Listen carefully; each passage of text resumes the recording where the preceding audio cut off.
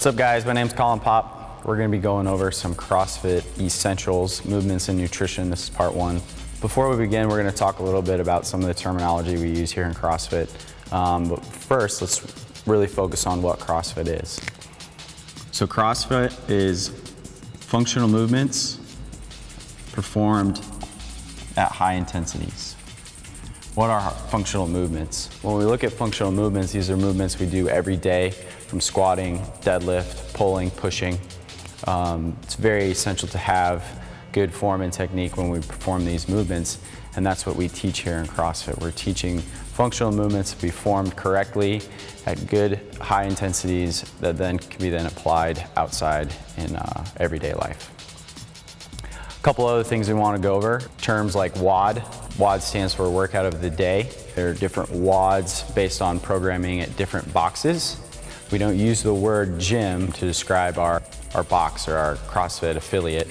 We use the word box. So anytime you travel around the country or the world, then you go to a CrossFit location, you're gonna call it the box rather than gym. Moving on, a couple other things we wanna go over. Looking at WODs and what WODs we can do, one you'll see is what's called an AMRAP. That stands for as many rounds as possible.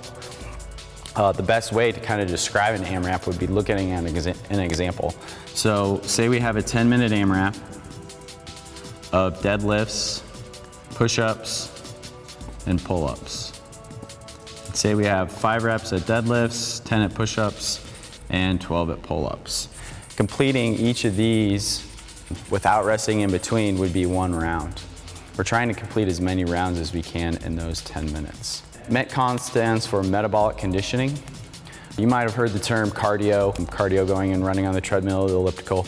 We do not do cardio in here. We have metabolic conditioning. When you do a cardio workout, you focus mainly on one energy system.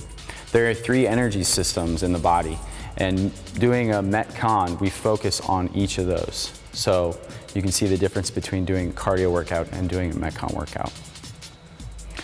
All right, thanks guys. That is part 1 of CrossFit Essentials, Movements and Nutrition.